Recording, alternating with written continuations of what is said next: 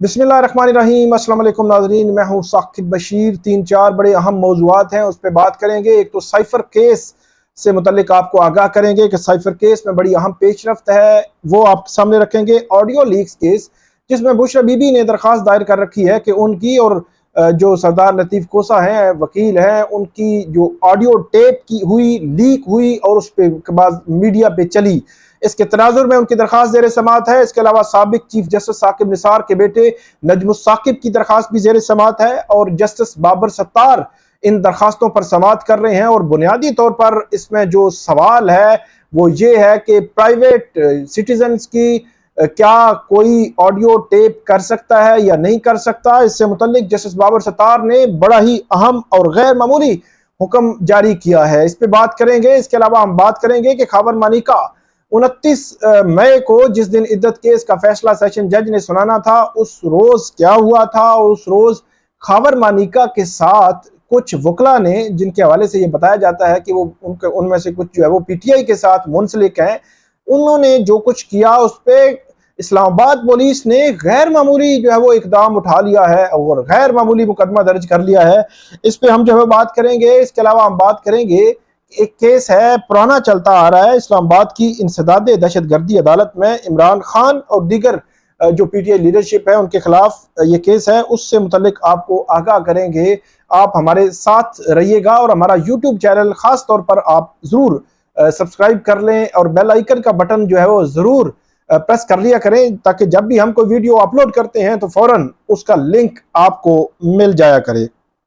सबसे पहले हम शुरू करते हैं इस्लामाबाद की इंसदाद दहशतगर्दी अदालत में एक केस इमरान खान के खिलाफ थाना रमना में जो दर्ज 2 मुकदमात हैं, इन मुकदमात के हवाले से ये थाना रमना में जिन दिनों इमरान खान आते रहे हैं इस्लामाबाद में पेशियों पर, तो उन पेशियों के तनाजुर में यहाँ एहतजाज और इस किस्म के मामला जो होते थे उस पर ये मुकदमात दर्ज किए गए थे। आज इस केस की समात इंसदाद दहशतगर्दी अदालत के जज ताहिर अब्बास सपरा ने की। इसमें सेनेटर शिबली फराज, अली नवाज अवान, वासिक कयूम और दीगर अदालत के सामने पेश हुए। पीटीआई के वकला सरदार मोहम्मद मसरूफ एडवोकेट, नईम पंजोता एडवोकेट अदालत में पेश हुए। पीटीआई वकला ने अदालत के सामने मौक़िफ़ इख्तियार किया कि इन दोनों मुकदमात में 50 से ज़ायद मुल्ज़मान डिस्चार्ज हो चुके हैं और उन्होंने ये भी कहा कि बाकी लोग रोपोश होने की वजह से अदालत में पेश नहीं हो सके थे। और यह भी वकला की जानिब से कहा गया कि अब जो मुल्ज़मान पेश हो रहे हैं उनको 265D के तहत इस केस से डिस्चार्ज कर दिया जाए। जज ताहिर अब्बास सपरा ने यह कहा कि अभी केस इस स्टेज पर नहीं आया कि इन मुल्ज़मान के हवाले से कोई फैसला किया जाए। और पीटीआई वकला ने कहा कि इमरान खान के प्रोडक्शन आर्डर के हवाले से गुज़श्ता समात पर रिपोर्ट तलब की गई थी कि मतलब इस केस में इमरान खान के प्रोडक्शन आर्डर जारी किए जाए या वीडियो लिंक के जरिए हाजिरी लगाई जाए। तो जज ताहिर अब्बास सपरा ने कहा कि अभी तक इस रिपोर्ट पर कोई जवाब नहीं आया। तो जज ताहिर अब्बास सपरा ने कहा कि तमाम मुल्ज़मान हाजिरी मुकम्मल करें, उसके बाद केस जो है वो आगे चलाया जाएगा। अब इन केसेस की समात 28 जून तक मुलतवी कर दी गई है। इमरान खान और दीगर जो मुल्ज़मान इसमें शामिल किए गए हैं।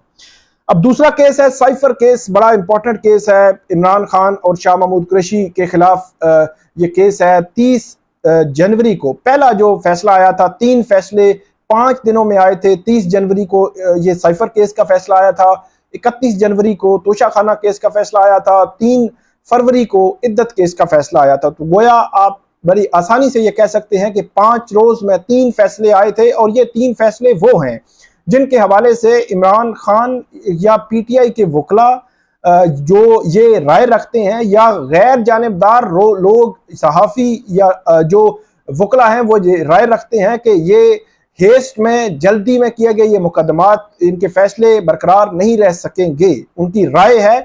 और दूसरी जानब जो उनके मुखालिफिन हैं वो भी ये समझते हैं कि ये फैसले दुरुस्त नहीं हुए, इनमें फेयर ट्रायल नहीं दिया गया, ड्यू प्रोसेस नहीं हुआ। अल्टीमेटली इसको आखिरकार इमरान खान को इसका फ़ायदा हो सकेगा। और ख़ास तौर पर इसमें ये एक एलिमेंट, पॉलिटिकल एलिमेंट आप ये कह सकते हैं कि ये भी जो मुखालिफिन हैं या पीटीआई के अपोनेंट्स हैं उनकी जानिब से ये एक आर्गूमेंट भी दिया गया कि इन 3 मुकदमात की वजह से, इन 3 मुकदमात में हेस्ट में किए गए फैसलों की वजह से इमरान खान को जो है वो हमदर्दी मिली और उस हमदर्दी की वजह भी 8 फरवरी के उस जो पोलिंग डे है उस पर नजर आई, रिजल्ट्स में नजर आई।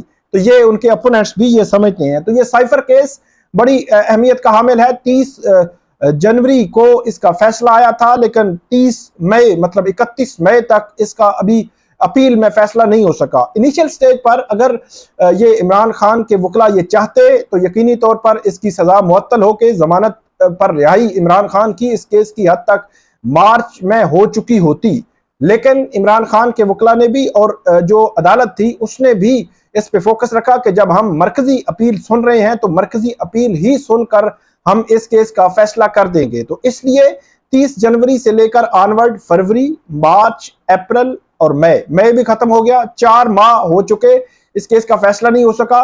इसकी मरकजी अपील सुनी जा रही है और मरकजी अपीलें उमूमी तौर पर अदालतें सजा मुअत्तल करके जमानत पर मुल्जमान को रिहाई कर दे देती हैं और मरकजी अपीलें 1.5 से 2 साल के बाद सुनी जाती हैं। तो लेकिन एक लिहाज से ये मरकजी अपील अगर इमरान खान के हक में फैसला आ जाता है तो डेफिनेटली उनको रिलीफ मिलेगा। और मरकजी अपील पर 31 मई आज है, लेकिन आज तक ये कंक्लूड नहीं हो सकी। पिछले हफ्ते इससे कंक्लूड होनी थी 28 फरवरी को, लेकिन 28 फरवरी को अदालत ने दिन 12:30 बजे का टाइम रखा हुआ था कि 12:30 से ऑनवर्ड हम सुनेंगे 4 बजे तक। तो अगर उन अदालत ने कहा था कि जो स्पेशल प्रोसिक्यूटर है वो 1 घंटा टाइम उनका होगा और तकरीबन 45 मिनट सलमान सफदर जो इमरान खान के वकील हैं उनके होंगे। इसके बावजूद भी अदालत ने घंटा 1.5 मजीद भी रखा हुआ था ताकि अगर मजीद भी टाइम लगे तो उस दिन मतलब 28 मई को ये केस कंक्लूड हो जाए। लेकिन आपने देखा कि 27 मई को तकरीबन 5 से 6 बजे के दरमियान हुकूमत ने यह ऐलान कर दिया कि 28 मई को छुट्टी होगी, जिसकी वजह से साइफर केस की समाअत जो है वो लटक गई। फिर 29 या 30 मई को जो इमरान खान के वकला हैं वो अदालत के सामने पेश हुए। उन्होंने कहा कि हमारा केस फिक्स किया जाए, तो चीफ जस्टिस आमिर फारूक ने कहा कि पीर के रोज के लिए देख लेते हैं।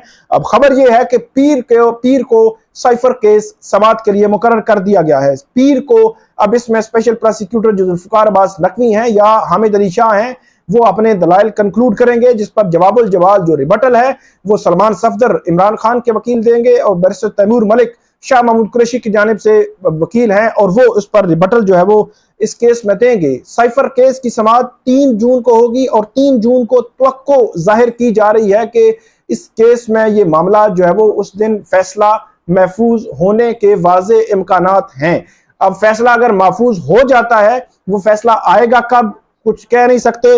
वो फैसला जो है वो मुख्तसर उसी दिन भी आ सकता है, कुछ नहीं कह सकते। क्या वो फैसला अगले दिन आएगा, 2 दिन के बाद आएगा, इसके हवाले से अभी कहना कुछ कबल अज वक्त होगा। लेकिन 3 जून को साइफर केस की बड़ी अहम समाअत होने जा रही है। अब अगले जो है वो हमारा टॉपिक है उस पर बात करते हैं। ये भी बड़ा गैर मामूली मामला हुआ है। ये जिस दिन 29 मई को ये केस था, इद्दत केस का फैसला सुनाया जाना था, तो कमरा अदालत में भी काफी ले दे इस वजह से हुई कि जो खबर मालिका हैं उन्होंने भी तकरीबन 5, 7, 8 दफा कुछ मुग़ालज़ात गालियां जो है वो उस अंदाज में उन्होंने दी जिसमें डेफिनेटली वहां पे इमरान खान के वकला थे, खवातीन थी, वो पुरवोक हुई। और उसके बाद वहां कमरा अदालत भी एक दंगल बना और उसके बाद कमरा अदालत के बाहर एक वकील जो है वो खबर मालिका को मारते हुए एक वीडियो में देखे जा सकते हैं। नारेबाजी भी हुई और उस वकील के हवाले से ये कहा जाता है कि वो उनका ताल्लुक पीटीआई से था और पीटीआई से है।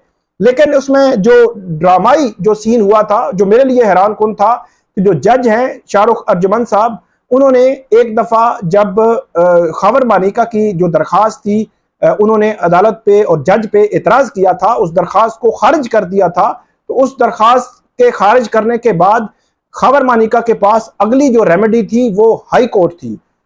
खबर मालिका ने वर्बली जज पर दोबारा एतराज किया उस वक्त के जब जजमेंट अनाउंस होने लगी थी, और उसके बाद जज साहब की जानिब से इस्लामाबाद हाई कोर्ट को यह लिखना कि यह केस ट्रांसफर कर दें, ये काफी हैरान कुन है बहरहाल मेरे लिए। और जज साहब ने यह भी कहा कि ये अब अगर फैसला सुनाया तो हर 2 सूरतों में मुतनाज़ा होगा, और इस पे जो है वो तराजा जो है वो खड़ा हो सकता है। तो ये एक बड़ी गैर मामूली बात थी मेरी नज़र में।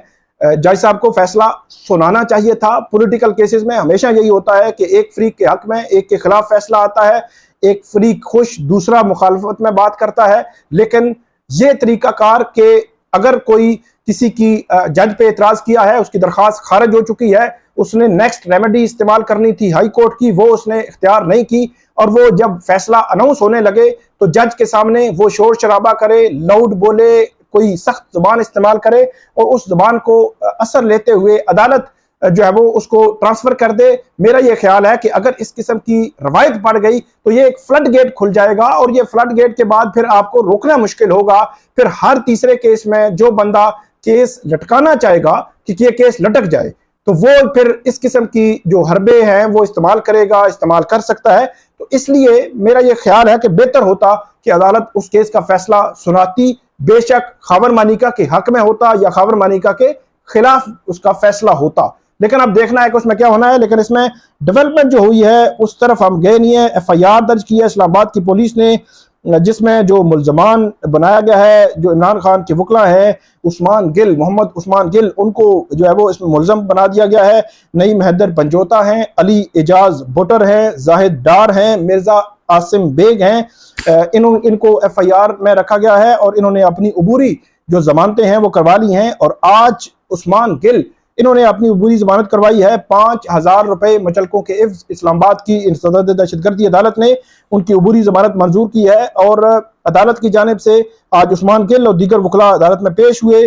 ताहिर अब्बास सपरा ने 12 जून तक पुलिस को नोटिस कर दिया है और ये कहा है कि उस्मान गिल को गिरफ्तार ना किया जाए। नईम हैदर पंजोता, अली एजाज बुटर, जाहिद डार और मिर्जा आसिम बेग जो वकला है PTI के, ये कल इस पर अबूरी जमानत जो है वो करवा चुके हैं। तो ये एक गैर मामूली डेवलपमेंट है।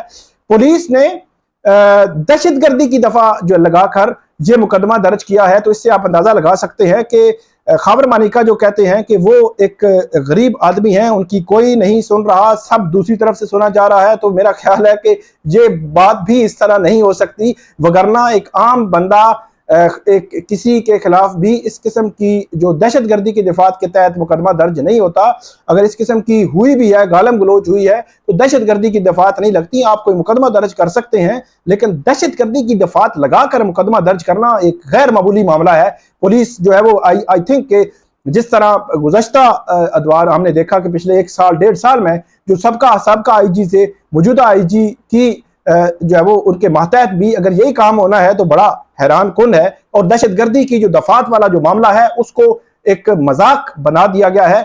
अब दहशतगर्दी की दफात दहशतगर्दों के लिए होती थी, दहशतगर्दी के वाकयात के लिए होती थी, लेकिन आम नोयत के मुकदमात में इस किस्म की दफात लगाकर मेरा ख्याल है एक मजाक बनाया जा रहा है। ATA को 7ATA और इंसदाद दहशतगर्दी अदालतों में जब ये केसेस पेश होते हैं तो पुलिस कभी भी 7ATA को साबित नहीं कर सकी, तो ये किसकी नेग्लिजेंस हुई। तो इसलिए मेरा ख्याल में थोड़ा सा एहतियात करना चाहिए। आप मुकदमा दर्ज करें, लेकिन 7ATA लगाकर मुकदमा दर्ज करना काफी हैरान कुन है। आखिरी टॉपिक की तरफ आते हैं। ये है नजमुस साकिब और बुशरा बीबी की ऑडियो लीक्स के खिलाफ दरखास्तों पर समाअत का तहरीरी हुक्मनामा जस्टिस बाबर सत्तार ने जारी किया है। जस्टिस बाबर सत्तार इस हुक्मनामे में ये कहते हैं कि बादियों नजर में किसी भी हुकूमती इदारे या कानून नाफिज करने वाली एजेंसी को शहरियों की सर्विलेंस की इजाजत नहीं है। शहरियों की सर्विलेंस करने वाले सरकारी एहलकार और सर्विलेंस में मुआवरत करने वाली टेलीकॉम कंपनी जुर्म का इर्तिकाब कर रही हैं। और यह भी अदालत ने कहा है कि शहरियों की बगैर इजाजत सर्विलेंस उनकी बुनियादी इंसानी हुकूक की खिलाफ वर्जी है। केस की अदालत ने यह भी कहा है कि PTA और कोई भी टेलीकॉम कंपनी सर्विलेंस में मुआवनत के लिए अपने आलात मुहैया नहीं करेगी। ये स्टे दिया है, रिस्टेनिंग ऑर्डर है कि आइंदा समाअत तक या जब तक केस कंक्लूड नहीं होता या जब तक ये रिस्टेनिंग ऑर्डर वापस नहीं लिया जाता, तब तक PTA या टेलीकॉम कंपनीज सर्विलेंस के लिए किसी किस्म की कोई मुआवनत या कोई आलात मुहैया नहीं करेंगे। अदालत ने यह कहा है कि दरखास्तों को 25 जून 2014 को समाअत के लिए मुकर्रर किया जाए। तमाम फरीकैन 14 जून से कबल अपनी रिपोर्ट जो है वो अदालत में जमा करवाएं। ये जस्टिस बाबर सत्तार ने बड़ा वाजे एक पैगाम दिया है कि प्राइवेट सिटीजन्स की जो ऑडियो टेप होना, लीक होना, ये अब जब भी होगा कानून के दायरे के अंदर रहकर होगा। जब समाअत हुई थी इस केस की, उस वक्त भी वफाकी हुकूमत कोई खातर खा जवाब नहीं दे सकी थी, और अब जो ऑर्डर आया है, ऑर्डर बड़ा क्लियर है। अब देखते हैं कि मामला किस जानिब और कहां पर जाकर रुकता है। तो ये थी आज की हमारी वीडियो, उम्मीद है आपको पसंद आएगी। इस पर फीडबैक दीजिएगा, कमेंट कीजिएगा। बहुत शुक्रिया।